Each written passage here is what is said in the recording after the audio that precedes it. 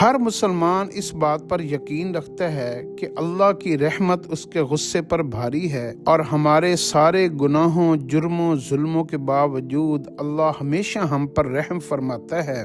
تو ہر مسلمان کو چاہیے کہ ایک اللہ رب العزت کی نام کی ایسی برکت ہے کہ ایک نام آپ کے زبان کے اوپر ہمیشہ جاری رہنا چاہیے، چلتے پھرتے اٹھتے بیٹھتے کوئی بھی مسئلہ ہو، اور وہ دعا ہے یا ارحم الراحمین۔ آپ اس دعا کو اس طریقے سے مکمل کیا کریں، اللہم ارحم یا ارحم الراحمین، اللہم ارحم یا ارحم الراحمین، اللہم ارحم یا ارحم الراحمین۔ اس کا ترجمہ یہ ہے، جس کا مفہوم ہے اے اللہ میرے اوپر رحم فرما دیجئے، اور آپ تمام رحم کرنے والوں سے زیادہ رحم فرمانے والے ہیں۔ تو آپ ہمیشہ اللہ کی رحمت میں، آپ ہمیشہ اس اللہ کی رحمت کی چادر میں چھپے رہیں گے، آپ کے اوپر ہمیشہ اللہ کی رحمت ہوگی۔ ان کلمات کو اپنی زبان کے اوپر جاری رکھیں، گنگے بن کے نہ پھرتے رہا کریں، اپنی زبان کو اللہ کے ذکر سے